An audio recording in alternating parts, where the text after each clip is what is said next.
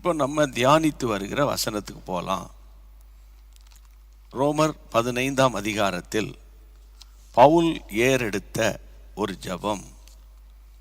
அதான் நான் உங்களுக்கு சொல்லுவேன்ல, நம்ம எப்படி ஜெபிக்கணும், எப்படி ஜெபிக்கக்கூடாது என்பதற்கு பைபிளில் பரிசுத்தவான்கள், பைபிளில் இருக்கிற வேதாகம புருஷர்கள், வேதாகம பெண்மணிகள் ஜெபித்த ஜெபத்தை ஃபாலோ பண்ணாலே போதும். புரியுதா? இப்படி ஜெபிக்கலாம், நீங்கள் அப்படி ஜெபிக்கலாம், அப்படி இப்படின்னு நீங்கள் ரொம்ப போய் டீப்பாக போய் அவருக்கு கர்த்தர் நேற்று தோன்றி சொன்னார், இன்னைக்கு தோன்றி சொல்கிறாரு, நான் தோன்றுவார் சொல்லுவார், சொல்லாமல் இருக்க மாட்டார். ஆனால் அது வேதத்துக்கு ஒத்து வருதான்றது தான் இன்னைக்கு முக்கியமான ஒரு காரியம். ரைட். ரோமன் சாப்டர் 15 நம்ம தியானித்து வருகிற வசனம் என்னன்னு கேட்டால், மேலும் சகோதரரே, தேவ சித்தத்தினாலே நான் சந்தோஷத்தோடு உங்களிடத்தில் வந்து இளைப்பாறும்படி, இந்த ஒரு வசனத்தை தான் நான் நினைக்கிறேன் ஒரு 4-5 வாரம் 4-5-6 பிரசங்கமாக பண்ணிக்கிட்டு இருக்கேன்னு நினைக்கிறேன். இன்னைக்கு உங்களோடு கூட பேச வேண்டிய வார்த்தை என்னன்னு கேட்டால், யூதேயாவில் இருக்கிற அவிசுவாசிகளுக்கு நான் தப்புவிக்கப்படும்படி நான் எருசலேமில் உள்ள பரிசுத்தவான்களுக்கு செய்ய போகிற தர்ம சகாயம் எருசலேமில் இருக்கிற பரிசுத்தவான்களால் அங்கீகரிக்கப்படும்படிக்கு நீங்கள் தேவனை நோக்கி செய்யும் ஜெபங்களில் நான் போராடுவது போல் நீங்கள் என்னோடு கூட போராடி ஜெபிங்க. இதான் ஜெபம். அப்போ பவுலுடைய ப்ரேயர் பாயிண்ட்ஸ் 4. 2 ப்ரேயர் பாயிண்ட்டை பார்த்துட்டோம். ஒன்று தேவ சித்தம், 2வது இளைப்பாறுதல். உங்கள் லைஃப்பில், என் லைஃப்பில் தேவ சித்தம், 2வது இளைப்பாறுதல், 3வது என்னன்னு கேட்டால், அதாவது நம்ம தப்புவிக்கப்படணும். தப்புவிக்கப்படுதல், தப்புவித்தல். கர்த்தர் என்னை தப்புவித்தார் அப்படின்னு நம்ம சொல்கிறோம்ல. அப்போ அங்கே ஏதோ ஒன்று நடந்தால் தான், ஐயோ நான் ரோட்டில் நடந்துட்டு போனேன், திடீர்னு குறுக்க ஒரு மோட்டார் சைக்கிள் வந்தது, ஆண்டவருடைய பெரிய கிருபை, எந்த ஒரு அடியும் படாமல் கர்த்தர் என்னை தப்புவித்தார். அப்போ ஏதோ ஒன்றை சந்திக்கிறோம், அந்த சந்திப்பில் தேவன் நம்மை தப்புவித்தார். அப்போ ஏதோ ஒன்றை உங்களை சந்திக்கும், அதை நீங்கள் புரிஞ்சுக்கணும். உனக்கு ஒன்றும் சந்திக்காது, நீ ரோட்டில் கண்ணை மூடிட்டு நடந்து போகலாம், ஏன்னா உனக்குள் இருக்கிறவர் பெரியவர், ஏன்னா நீ இந்த சர்ச்சுக்கு போகிற, உனக்கு உன் மேலே அபிஷேகம் இருக்குது, அதனால் நீ கண்ணை மூடிக்கிட்டு பைக்கை வேகமாக எப்படி வேணால் ஓட்டலாம், காரை எப்படி வேணால் ஓட்டலாம் அப்படின்னு நான் சொன்னேன்னா, நான் தான் 1ஆம் நம்பர் கள்ள தீர்க்கதரிசி. என்ன சொல்கிறீங்க?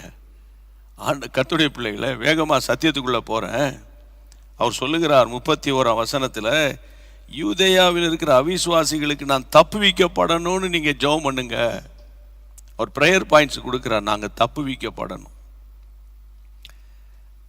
நம்ம ஊரில் ஒரு பிரசங்கம் ஒன்று இருக்குது, சில இடங்களில் பேசுவாங்க. அவங்க யாருக்கும் ப்ரேயர் பாயிண்ட்ஸ் கொடுக்க மாட்டாங்க, அவங்க யாரையும் ஜெபிக்க சொல்ல மாட்டாங்க, நானே ஜெபிச்சுக்கிறேன். அது 100க்கு 100 தப்பு இல்லை. கர்த்தருடைய பிள்ளைகளை, ஒரு வகையில் தப்பு.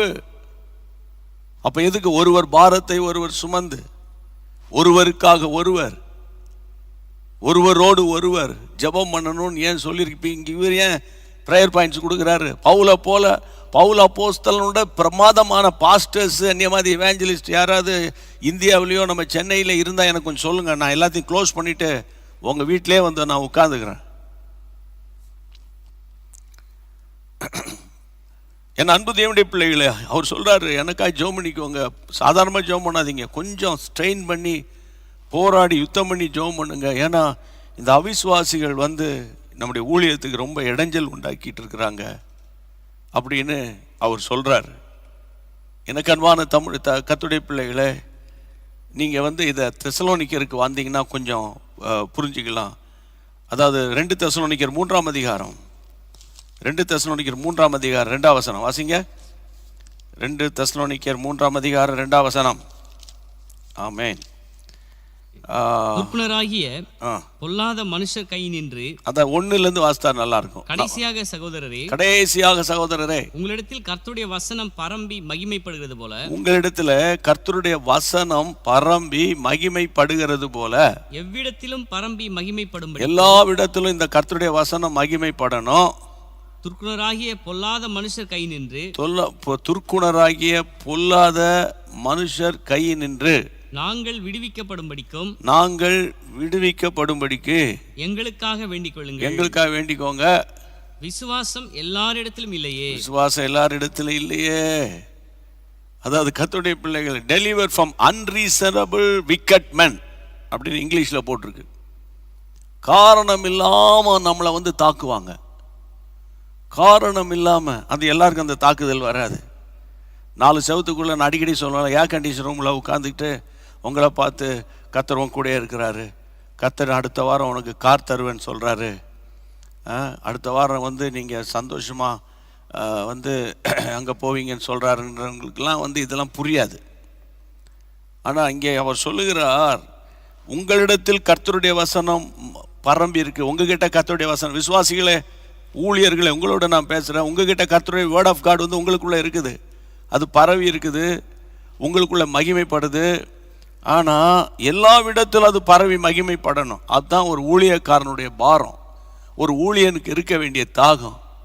ஆமாம், ஏன் சர்ச் வரைக்கும் நான் பார்த்துக்கிறேன், இல்லை நான் வந்து எங்கள் ஜீசஸ் மீட்ஸ் வரைக்கும் பார்த்துக்கிறேன் அப்படின்னா நான் கம்பெனி நடத்துகிற மாதிரி.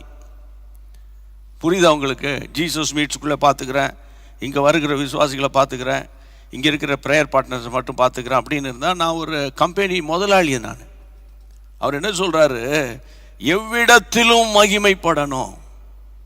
கர்த்தருடைய வார்த்தை எல்லா விடத்திலும் போய் மகிமைப்படணும். அப்போ எல்லா விடத்துக்கும் போகணுன்னா துர்க்குணராகிய பொல்லாத மனுஷர்கள் அங்கே இருப்பாங்க. துர்க்குணராகிய பொல்லாத மனுஷர் அங்கே இருப்பாங்க. அவர்கள் கைக்கு நாங்கள் விடுதலை ஆக்கப்படணும்னு நீங்கள் கொஞ்சம் ஜெபிச்சுக்கோங்க. ஏன்னா அந்த ஃபெய்த் வந்து எல்லாருக்கிட்டையும் கிடையாது அப்படின்னு அவர் ப்ரேயர் பாயிண்ட் கொடுக்குறார் பாருங்கள். துர்க்குணராகிய பொல்லாத மனுஷர். ரொம்ப சிம்பிளாக சொல்கிறேன், சில விசுவாசிகள் ஆஃபீஸில் அவங்க விசுவாச வாழ்க்கையில் உண்மையாக இருப்பாங்க. சிலர் பார்த்தீங்கன்னா இந்த பேட்ச்லாம் வச்சுருப்பாங்க, ஜீசஸ் லவ்ஸ் யூன்னு ஒரு பேட்ச் போட்டிருப்பாங்க. சிலர் வந்து ஆண்டவருடைய அன்பை பற்றி சிலர் சொல்லுவாங்க. சில ஆசிரியர்கள் கஞ்சா பிடிக்கிற பையனுக்கு ஏன்டா கஞ்சா பிடிக்கிற அப்படின்னு கேட்பாங்க. எல்லா ஆசிரியர் கேட்க மாட்டாங்க. பைபிள் படிக்கிற, ஜெபிக்கிற, ஆத்தும பாரம் உள்ள ஆசிரியர்கள் கேட்பாங்க. அப்போ வந்து அங்கே உனக்கு என்ன வந்ததுன்னு அவன் கேட்பான். அப்போ இப்படி ஏதாயிலும் ஒரு பிரச்சனை வரும். உனக்கு என்ன வந்தது, போனியா, சத்தம் காட்டாமல் நீ வந்து உன்னை யாருன்னு காட்டாமல் நீ பாட்டுக்கு வேலையை பார்த்தியா வந்தியா அப்படின்னா உனக்கு எந்த பிரச்சனையும் வராது. அடிக்கடி நான் சொல்லுவேன், சாத்தானை பாதிச்சாதான் அவன் ஏதாவது ஒரு டென்ஷன் பண்ணுவான். என் அன்பு தேவனுடைய பிள்ளைகளே, கர்த்தருக்கு ஸ்தோத்திரம். இந்த நாட்களில் நீங்கள் ரொம்ப கவனிக்க வேண்டிய ஒரு மேட்டர். அன்னை தெரேசா அவங்க வந்தாங்க. அவங்க அந்த ஆசிரமத்துக்குள்ளேயே உட்காந்துக்கிட்டு அந்த பிள்ளைகளை பார்த்துக்கிட்டு இருந்தால் ஓகே. அவங்களுக்கு பணம் வேணும், பணம் இல்லை.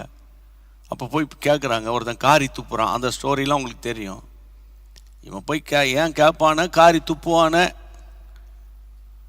அப்படின்னு அந்த அம்மா இருந்திருந்தா இன்ன வரைக்கும் பேசப்படாது. சிலரை பற்றி யாரும் பேசுறது கிடையாது, உயிரோடு இருக்கும்போதே பேசுறது கிடையாது. இன்றைக்கி நான் கர்த்தருடைய நாமத்தினால சொல்கிறேன், இப்போ இன்றைக்கி உங்கள் பிள்ளைகள் தப்புவிக்கப்படணும். சில நேரங்களில் சாத்தான் அவன் என்ன பண்ணுவான்னா, நம்ம ஃபேமிலிக்குள்ளே நுழைஞ்சி நம்முடைய விசுவாசத்தை மட்டுப்படுத்துவதற்காக புருஷனை தொட்டு பார்ப்பான், மனைவியை தொட்டு பார்ப்பான், சரியா? அப்புறம் பிள்ளைகளை தொட்டு பார்ப்பான், மருமகன் இருந்தால் மருமகனை தொட்டு பார்ப்பான், அப்புறம் மாமியார் இருந்தால் மாமியாரை தொட்டு பார்ப்பான், அப்புறம் வந்து பேர பிள்ளைகளை தொட்டு பார்ப்பான். ஏதாவது ஒரு டிஸ்டர்பன்ஸை ஏற்படுத்துவான். இது யாருக்கு புரியும் அப்படின்னா, கர்த்தருடைய ராஜ்யத்துக்காக வாழணும்னு நினைக்கிற விசுவாசிகளுக்கு தான் புரியுமே தவிர, சர்ச்சுக்கு போனால் எனக்கு என்ன கிடைக்கும்னு நினைக்கிறவனுக்கு கொஞ்சம் கூட புரியாது. அந்த காலத்தில் கிளாஸ் ரூமில் நாங்கள் ஸ்கூலில் படிக்கும்போது என்னை மாதிரி சில குரூப்புக்கு ஒன்றுமே புரியாது. அப்போ அந்த நாட்களில் சொல்லுவாங்க, முட்டாளை மரம் மண்டை, மண்டையில் மூளை இருக்காடா அல்லது என்னடா இருக்குன்னெலாம் கேட்பாங்க டீச்சர். இப்போல்லாம் கேட்குறாங்களா அதெல்லாம் நமக்கு தெரியாது பாருங்கள். ஏன்னா நாங்கள் கவனிச்சா தானே, அந்த டீமில் இருந்தால் தானே, அவங்களோட கனெக்ஷனில் இருந்தால் தானே எங்களுக்கு புரியும் இல்லையா? அப்போ இன்றைக்கி நான் சொல்கிறேன், நம்ம பவுல் ஜெபிக்க சொல்கிறாரு, பொல்லாத மனுஷர் இருக்காங்கய்யா, ஆமென், துர்க்குணராகிய பொல்லாத மனுஷர் கைக்கு நம்ம தப்புவிக்கப்படணும். நீங்கள் செய்யாத குற்றத்தை செய்ததாக உங்களை டென்ஷன் ஆக்குவாங்க, நீங்கள் பேசாததை பேசினதாக சொல்லுவாங்க. ஆனால் முன்னால் பார்க்க தோத்திரம் பிரைஸ் விளாடுவாங்க, விட்டா கட்டி கூட பிடிப்பாங்க, விட்டா முத்தம் கூட கொடுப்பாங்க. புரியுதா? ஆனால் இன்றைக்கு நான் உங்களை பார்த்து பாரத்தோடு சொல்கிறேன், நீங்கள் எப்போதும் ஜெபிக்க வேண்டிய, ஆண்டவரே பொல்லாத மனுஷர்கள், மனுஷனே பொல்லாதவன் சொல்ல பைபிள் சொல்லுது, பொல்லாத மனுஷர்கள். அப்போது இன்றைக்கி நான் பாரத்தோடு சொல்கிறேன், யாரை நம்புறது, யாரை நம்ப முடியலன்னு நமக்கு தெரிய மாட்டேங்குது. யாருக்குள்ளே எந்த பொல்லாத ஆவி கிரியை செய்து நமக்கு தெரிய மாட்டேங்குது. அப்போ பவுல் இங்கே ஒரு ப்ரேயர் பாயிண்ட்ஸ் சொல்கிறாரு, பொல்லாத மனுஷர் கையிலிருந்து எங்களை தப்புவிக்கணும், எங்களுக்காக நீங்கள் வேண்டிக் கொள்ளுங்க அப்படின்னு அவர் சொல்கிறாரு. கர்த்தருடைய நாமத்தினால கையை உயர்த்தி பொல்லாத மனுஷர்கள், உங்கள் டாக்குமெண்ட்டை திருடி வச்சுருப்பான் சில பொல்லாத மனுஷர்கள், கோர்ட்டுக்கும் வீட்டுக்கும் அலைஞ்சி ஒரு சைன் தான் பண்ணணும், ஆஃபீஸில் பண்ண மாட்டான். ஏன் பண்ண மாட்டான்னு உங்களுக்கு தெரியும். கவர்மெண்ட் ஒரு சம்பளம் கொடுக்கும், நீங்கள் ஒரு சம்பளம் கொடுக்கணும், அப்போ தான் சைன் பண்ணுவாங்க. புரியுதா? இப்படிப்பட்ட கொடிய உலகத்தில் நம்ம வாழ்ந்துக்கிட்டு இருக்கிறோம். பொல்லாத மனுஷர்கள். கர்த்தருக்கு தோத்திரம். நான் ஒரே ஒரு வார்த்தை சொல்கிறேன், நீங்கள் உண்மையாக ஆண்டவரே இந்த நாள் முழுவதும் உடைய கிருபை எங்களை தாங்கணும்னு நீங்கள் நினச்சி நீங்கள் வாழ்ந்தீங்கன்னா அவருடைய கிருபை நிச்சயமாக உங்களை தாங்கும். இந்த பொல்லாத மனுஷர்கள் கைக்கு கர்த்தர் உங்களை தப்புவிப்பார்.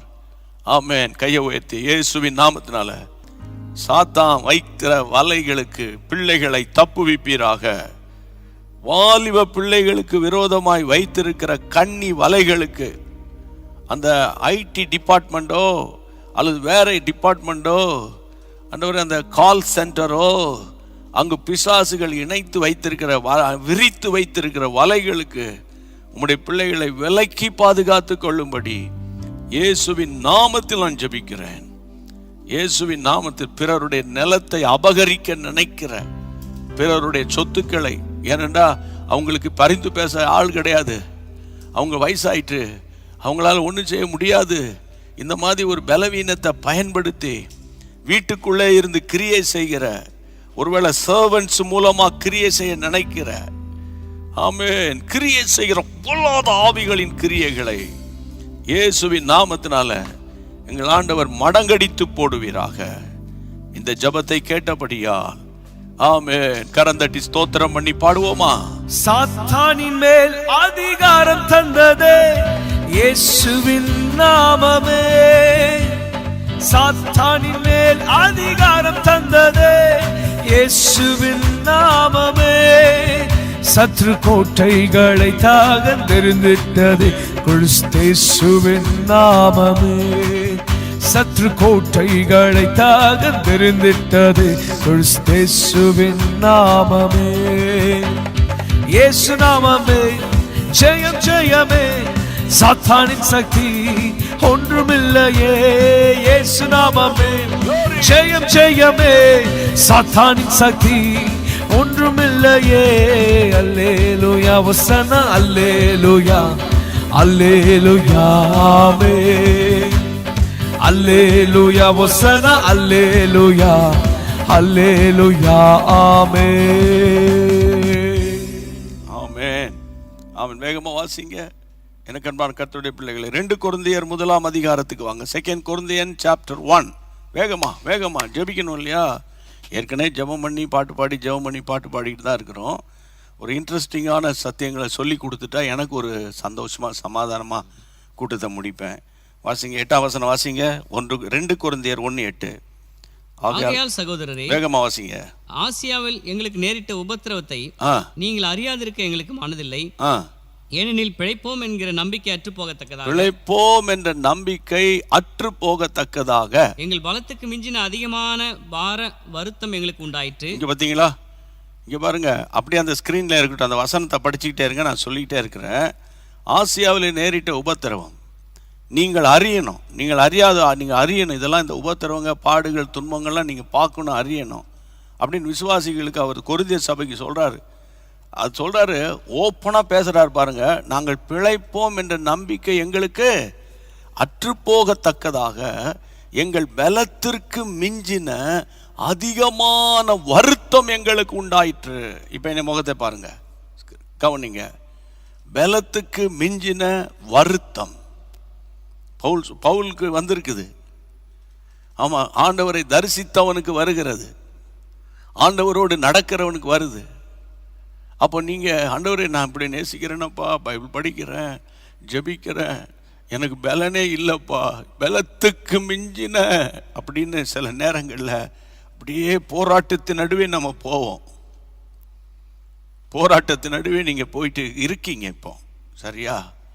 அப்போ நீங்கள் நினைக்கலாம், என்னை எங்கேயோ ஒரு உபத்திரவத்தில் பாவத்தில் சிக்கிட்டேனோ, அளவிட்டா நீங்கள் சரியில்லை, உங்கள் வாயிலேருந்து வர வார்த்தை சரியில்லை. இப்போ இப்படிப்பட்ட பயங்கரமான நீதிமான்கள்லாம் அவங்கள சுற்றி இருப்பாங்க.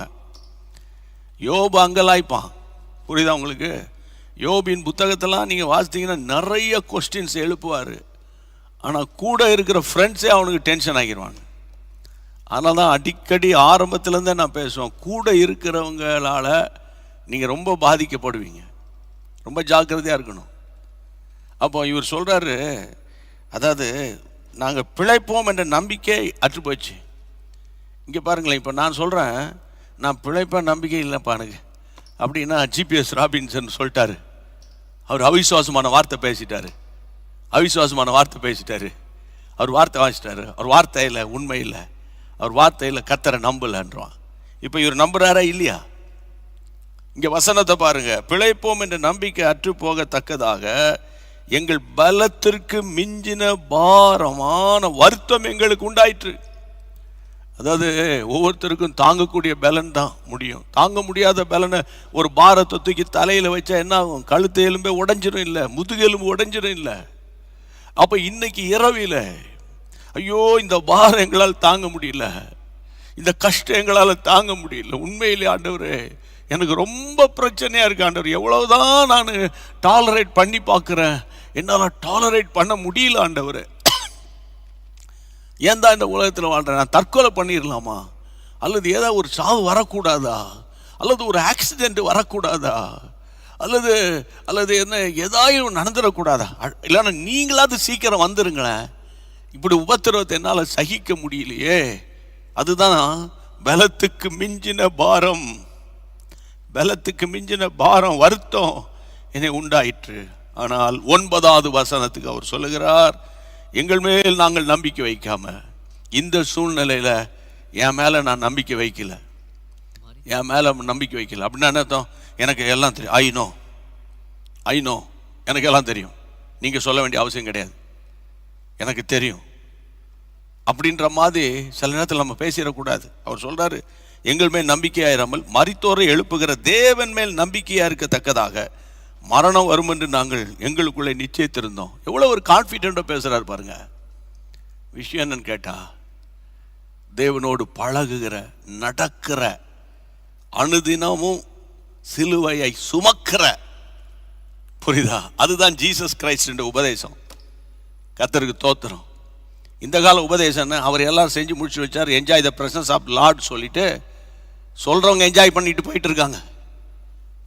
புரியுதா உங்களுக்கு? கர்த்தருக்கு ஸ்தோத்திரம். அப்போ இந்த நாட்களில் என் அன்பு தேவனுடைய பிள்ளைகளே, நான் பாரத்தோடு சொல்கிறேன், இன்றைக்கு சொல்கிறேன், நீங்கள் சோர்ந்து போயிடாதீங்க. கர்த்தர் உங்களை தப்புவிப்பார், கர்த்தர் உங்களை நிச்சயமாக தப்புவிப்பார். இதே சம்பவத்தை அப்போஸ்தலர் 27ஆம் அதிகாரத்தில் 15 முதல் 22 வசனம் வரைக்கும் நீங்கள் பார்த்தீங்கன்னா, டைம் இல்லாதனால நம்ம ஜெபிக்க போகிறோம். அங்கேயும் தப்பி பிழைப்போம் என்ற ஒரு நம்பிக்கை எங்களுக்கு இல்லை. அந்த வசனத்தில் நீங்கள் பார்த்தீங்கன்னா 20ஆம் வசனம் 27-20, அநேக நாட்களாய் சூரியனாவது சந்திரனாவது காணப்படாமல் மிகுந்த பெருங்காற்றும் மழை அடித்து கொண்டிருந்தபடியால் இனி தப்பி பிழைப்போம் என்ற நம்பிக்கை முழுவதும் அற்று போயிற்று. கர்த்தருடைய பிள்ளைகளா நிறைய நாள் சாப்பிடல. ஆனா இந்த சூழ்நிலையில தான் தேவ வார்த்தை பவுல் மூலமா வருது. 22 ஆகிலும் திடமானதா இருங்கள் என்று இப்பொழுது உங்களுக்கு தைரியம் சொல்றேன். கப்பற் சேதமே அல்லாமல் உங்களுக்கு பிராண சேதம் வராதுன்னு கர்த்தர் பேசுறாருங்க. அப்ப இன்றைக்கு நான் பாரத்தோடு உங்களோடு பேசுறேன். சோர்ந்து போகாம தப்புவிக்கிற தேவனை நீங்க பிடிச்சுக்கிட்டீங்கன்னா ஆச்சரியமா கர்த்தர் உங்களை நடத்துவார். அதிசயமாய் கர்த்தர் உங்களை நடத்துவார். இன்னொரு காரியம் இருக்கு, சரியா? அவர் இன்னும் எப்படி நம்மை தப்புவிப்பார்னு ஜெபம் பண்ணிடுவோம். எல்லாரும் எழுப்பி நின்று இயேசுவின் நாமத்தினால இன்றைக்கு இந்த சத்தியத்தின் அடிப்படையிலேயே ஜெபம் பண்ணலாம். தப்புவிக்கிற தேவன், தப்புவிக்கிற தேவன். என்ன சொல்றீங்க? தப்புவிப்பார். என் புருஷன் போயிட்டார, இனி என்னை எப்படி தப்புவிப்பார்? என்ன சொல்றீங்க? என் ஒய்ஃபு போயிட்டாள, எப்படி தப்புவிப்பார்? என் பையன் சாப்பாடு, அவன் தான் சாப்பாடுக்கு, அவன் தான் பிரெட் வின்னர் அப்படின்னு இங்கிலீஷில் சொல்லுவாங்க. அவன் தான் வேலை பார்த்து எங்களுக்கு சாப்பாடு கொடுக்குறான், அவனே போயிட்டானே, எப்படி தப்புவிப்பார்?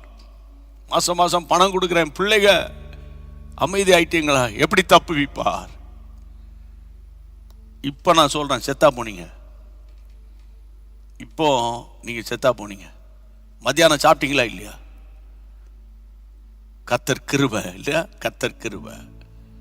அதனால பாரத்தோடு சொல்கிறேன், உங்கள் பணம், உங்கள் சம்பாத்தியம், உங்கள் சம்பளம், ஐநம் அல்லது புருஷனை மிரட்டுறது, புருஷன் மனைவி ஒய்ஃபை மிரட்டுறது, இதெல்லாம் தூக்கி தூர எறிஞ்சிட்டு, ஆண்டவரே எங்களை தப்புவிக்கிற தேவனே, தீமைக்கும் பொல்லாப்புக்கும் உபத்திரவங்களுக்கு எங்களை தப்புவிக்கிற ஆண்டவரே, எங்கள் பிரயாணங்களில் எங்களோடு கூட இருக்கிறவரே, நமக்கு ஸ்தோத்திரம் பண்ணுங்க. ஸ்தோத்திரம் பண்ணுங்க. முதல்ல ஜெபத்துக்கு போகிறதுக்கு முன்னால் ஸ்தோத்திரம் பண்ணுங்க. கொஞ்ச நேரம் ஸ்தோத்திரம் பண்ணுங்க. ஏன் தெரியுமா?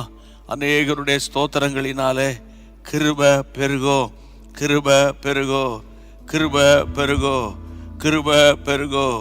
ஷந்தாரா ஹலம்பரோ ஹூலபரா பௌதரா ஹபரபா ராஷாதாரா ஹரா பௌரபா ஹரா.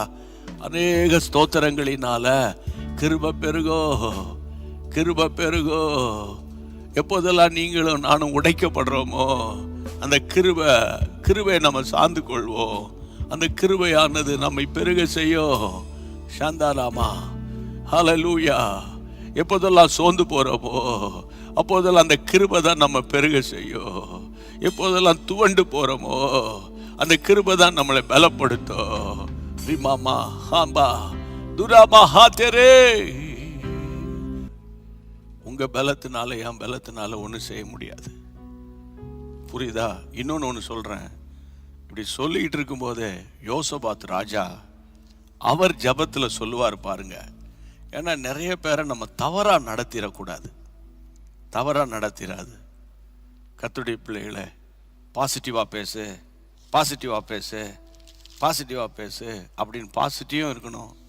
சில நேரங்களில் தேவ மனுஷர்கள் ஓப்பனா தங்களுடைய பலவீனங்களை அறிக்கை செய்திருக்கிறாங்க. உதாரணமாக 2 நாளாகமத்தின் புத்தகம் நீங்கள் வேதத்தை திருப்பினீங்கன்னா 20ஆம் அதிகாரத்தில் ஆமென் யோசபாத் ராஜா ஜெபம் பண்ணும்போது ஆண்டவர் பார்த்து சொல்லுவார். 2 Chronicles chapter 20 verse 12 12ஆம் வசனம் 20:12 எங்கள் தேவனே, நீர் அவர்களை நியாயம் தீர்க்க மாட்டீரோ? எங்களுக்கு விரோதமாய் வந்த இந்த ஏராளமான கூட்டத்துக்கு முன்பாக நிற்க எங்களுக்கு பலன் இல்லை. எங்களுக்கு நிற்க பலன் இல்லை. ஆண்டவரே, இவர்களுக்கு முன்பாக நிற்க எனக்கு பலன் இல்லை. நாங்கள் செய்ய வேண்டியது என்னன்னு எங்களுக்கு தெரியல. யாராவது இந்த காலத்தில் சொல்லுவானா? யாராவது சொல்லுவாங்களா? ஐயோ பாஸ்டர் சொல்லிட்டார் எனக்கு பலன் இல்லைன்னு. அவருக்கு விசுவாசம் இல்லாமல் போயிடுச்சு. அவருக்கு விசுவாசம் இல்லாமல் போயிடுச்சு. கர்த்தருடைய பிள்ளைகளை, என்னை பலப்படுத்துகிற கிறிஸ்துவினாலே எல்லாவற்றையும் செய்ய எனக்கு பலன் உண்டு என்று சொன்ன அதே வாயிலிருந்து தான் அவர் எழுதுறாரு. எங்களுக்கு பலத்துக்கு மிஞ்சின பாரம் எங்களை நெருக்கிட்டு தப்பி பிழைப்போம் என்ற நம்பிக்கை அற்று போயிட்டு. அதுதான் பேலன்ஸ் டீச்சிங். புரியுதா உங்களுக்கு? சும்மா அதை சொல்லு, இதை சொல்லு, அதை சொல்லு, இதை சொல்லுன்னா உள்ள கேன்சரை வச்சுக்கிட்டு நான் இப்போ ஆரோக்கியமாக இருக்கிறேன்னு சொல்கிறதா? கேன்சர் ஆவியை அழிக்கணும், அதான் ரொம்ப முக்கியம், அதான் ரொம்ப முக்கியம். அதனால் அப்படி கைகளை உயர்த்தி ஜெபம் பண்ணுவோம் இயேசுவின் நாமத்தினால. ஆண்டவரே, ஆண்டவரே, எனக்கு இந்த பிரச்சனையை மேற்கொள்ள பலன் இல்லை அப்படின்னா என்ன அர்த்தம்? உங்கள் பலன் எனக்கு வேணும், உங்களுடைய பலன் எனக்கு வேணும் ஆண்டவரே. இந்த பாவத்தை மேற்கொள்ள எனக்கு பலன் இல்லை, உங்களுடைய பலன் வேணும், பலன் வேணும் ஆண்டவரே. இந்த சோதனையை ஜெயிக்க என்னால் முடியல, இந்த பாதையின் வழியா கடக்க என்னால முடியவே இல்லை. ஆகிலும் ஆண்டவரே, இயேசுவே, எங்களை பலப்படுத்தோ, எங்களை பலப்படுத்தோ, எங்களை பலப்படுத்தோ, எங்களை பலப்படுத்தோ, எங்களை பலப்படுத்தோ. ஆமாப்பா, ஆமா. அன்றைக்கு தேவ தூதன் வந்து கெத்செமனே தோட்டத்தில் உங்களை பலப்படுத்த வேண்டிய அவசியம் ஏற்பட்டது ஆண்டவரே. ஏனென்றால் நீர் மாம்சத்தில் இருந்த காலத்தில் ஆண்டவரே எங்களை போல பாடுகள் அனுபவித்தீர் ஆண்டவரே. இப்ப யாரெல்லாம் என் கூட சேர்ந்து எனக்கு பலன் இல்லப்பா, இந்த போராட்டங்களை சகிக்க, இந்த கோர்ட்டுக்கும் வீட்டுக்கும் அலைய என்ன தனிமையா சர்வே பண்ண முடியல ஆண்டவரே. என்னுடைய உடல்நிலை என்னால மெயின்டைன் பண்ண முடியல, இந்த பொருளாதாரத்தை வச்சு என்னால் சமாளிக்க முடியல ஆண்டவரே. குடிகார புருஷனை வச்சுக்கிட்டு என்னால ஒன்னும் சமாளிக்க முடியல ஆண்டவரே. கணவன் இல்லாதவளா போயிட்டேன். என் எதிர்காலம் சில நேரங்களில் ஒரு மாதிரி பிளாக் அவுட் ஆன மாதிரி இருக்குது, எனக்கு என்ன பண்றதுன்னே தெரியல. ஹல்லேலூயா, ஹல்லேலூயா. பாரத்தோடு ஜெபிப்போம், பாரத்தோடு ஜெபிங்க, பாரத்தோடு ஜெபிங்க. குணமாக்குங்கப்பா, குணமாக்குங்கப்பா, குணமாக்குங்கப்பா. அப்படி தழும்புகளால் குணமானீர்கள் சொன்னீரே, குணமாக்குங்கப்பா. அடுத்தது உடைந்த போன வரக்கூடிய பிரேயர் பாயிண்ட்ஸ்லாம், குடும்பம் உடைஞ்சு போச்சு, குடும்பம் உடைஞ்சு போச்சு, புருஷன் விட்டுட்டு போயிட்டா, மிஸ் அண்டர்ஸ்டாண்டிங் ஆயிடுச்சு, பிள்ளை தனியா இருக்கிறா, வேலை பார்க்கிறா, வேதனையா இருக்குது, லட்சங்களை செலவழித்தோ. ஆமென். broken families, there are a lot of broken families in Christianity. கர்த்தருடைய பிள்ளை, கிறிஸ்தவ மார்க்கத்தில் நிறைய குடும்பம் உடைஞ்சிருக்குது, அது ரொம்ப பாரமா இருக்குது நமக்கு. ஜெபம் பண்ணுங்க. பிள்ளைகளை பெற்று வளர்த்து ஆளாக்கி படிக்க வச்சு கல்யாணம் பண்ணா இந்த பிள்ளைகள் உடைஞ்சு போய் நிக்கிறாங்க. பாரத்தோடு ஜெபிக்கிறோம், பாரத்தோடு ஜெபிக்கிறோம். கர்த்தர் உதவி செய்யுங்க, உதவி செய்யுங்க. திருமணத்துக்கு தடையா இருக்குது, பணம் இல்லையே. சிலருக்கு பணம் இருக்கு, நகை இருக்கு, மாப்பிள்ளை வர மாட்டேங்குது சரியா. சில பிள்ளைகளுக்கு டிப்ரெஷன்ல இருக்கிறாங்கப்பா. ஒவ்வொரு நாளும் கண்ணீர் வடித்து ஜெபிக்கிறோம்ப்பா, கேளுங்கப்பா. நிந்தை புரட்டி போடுங்கப்பா, நிந்தை புரட்டி போடுங்க, நிந்தை புரட்டி போடுங்க, நிந்தை புரட்டி போடுங்க. எங்க வேதனையின் பள்ளத்தாக்கு மாறட்டும், எங்கள் வேதனையின் பள்ளத்தாக்கு மாறட்டும், உடைய பிள்ளைகளின் வேதனையின் பள்ளத்தாக்கு மாறட்டும், மாறட்டும் ஆண்டவரே. ஆண்டவரே, வயதான பெற்றோருக்காக ஜெபிக்கணும்னு பாயிண்ட்ஸ் வந்திருக்குது, நிறைய பாயிண்ட்ஸ். வயதான பெற்றோர்கள், அந்த நீ பெயின், அந்த ஹிப்ல ரொம்ப நேரம் நிற்க முடியாது, உட்கார்ந்தா எழும்ப முடியாது, நடக்க முடியாது. சிலருக்கு சைட்டு, கண் பார்வை பாதிக்குது, அந்த டயபெட்டிஸ்னால அல்லது ஹைப்பர் டென்ஷனால, அல்லது தனிமை உணர்வு. தனிமை உணர்வு ரொம்ப மோசமான காரியம் அது. அந்த தனிமை உணர்வுல இருக்கிற ஆண்டவரே, ஆண்டவரே கர்த்தாவே, எல்டர்லி பீப்புளுக்காக, எங்கள் அருமையான தகப்பன்மார்கள், தாய்மார்களுக்காக ஜெபிக்கிறோம், வாரத்தோடு ஜெபிக்கிறோம். பிள்ளைகள் பணம் அனுப்பலாம், பிள்ளைகள் ஆண்டவரே, ஆண்டவரே பேக் நிறைய அரிசியை வாங்கி வைக்கலாம், ஃப்ரிட்ஜ் நிறைய மட்டன் சிக்கன் வைக்கலாம். ஆனா பக்கத்தில் உட்கார்ந்து பிள்ளைகளோடு ஸ்பெண்ட் பண்ணணுமே ஐயா. இயேசுவே, நீர் உதவி செய்யணும்.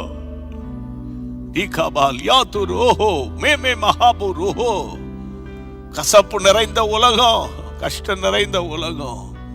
ஆண்டவரே, பிள்ளையுடைய திருமணம் எப்படி நடத்த போறோம் அங்கலாய்க்கிற ஒரு குடும்பங்கள் இருக்கிறாங்கப்பா. பணம் வேணும், யார்கிட்ட கேட்கன்னு தெரியல. இயேசுவின் நாமத்திலே மனம் இறங்குவீராகப்பா, மன இறங்குங்க, மன இறங்குங்க, மன இறங்குங்க, அந்த மன இறங்குங்க. சமீப காலத்தில் ஆக்சிடென்ட் மூலமா மரித்து போன பிள்ளைகளுக்காக, அந்த குடும்பங்களுக்காக, வியாதியினால மரித்து போன குடும்பங்களுக்காக இயேசுவின் நாமத்தில் கண்ணீர் வடிக்கிறோம். அந்த கேப்பை யாராலும் பூர்த்தி செய்ய முடியாது. உம்முடைய அன்பினால நிரப்புங்கப்பா, உம்முடைய கிருபையினால நிரப்புங்கப்பா. ஆண்டவரே, டீஹைட்ரேஷன், தண்ணீர் குறைவுனால ஆண்டவர் யாருக்கும் பலவீனம் வந்துடக்கூடாது. ஆண்டவரே, அரசாங்கம் அறிவுறுத்தல், அதை ஃபாலோ பண்றதுக்கு உதவி செய்யும்படி ஜெபிக்கிறோம். மின்சார தடை ஆண்டவரே கர்த்தர் உதவி செய்யுங்க. இயேசுவின் நாமத்தினால ஜெபிக்கிறோம்ப்பா. பிள்ளைகளுடைய எதிர்காலத்துக்கு ஃபீஸ் கட்டணும், படிக்க வைக்கணும், பிள்ளைகள் பரிசுத்தமா வாழணும், இப்படி நிறைய காரியங்களுக்காக இன்னைக்கு ஜெபிக்கிறோம் ஐயா. ஆண்டவரே, அப்பிரயோஜனமான ஊழியக்காரர் கடமை மட்டும் நாங்க செய்யறோம், உடைய ராஜ்யம் கட்டப்படுவதாக.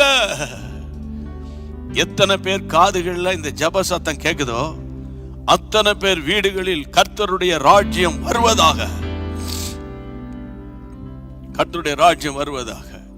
கர்த்தர் ஜெபத்திற்கு பதில் கொடுத்ததற்காக ஸ்தோத்திரம். எல்லாம் சேர்ந்து சொல்லவோமா?